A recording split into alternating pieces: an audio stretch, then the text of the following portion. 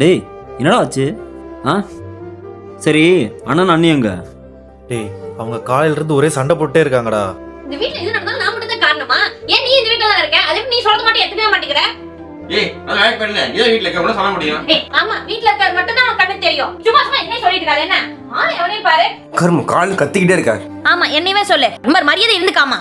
ஏய் அச்சனை பத்துக்க படி பாத்து போலாம். ச்சே ஏன்டா இவனையெல்லாம் கல்யாணம் பண்ணணும்?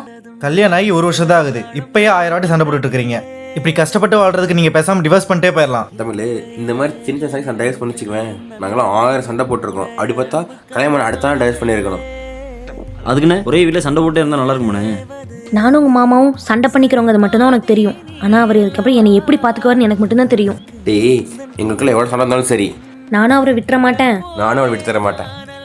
நீ வா போலாம்.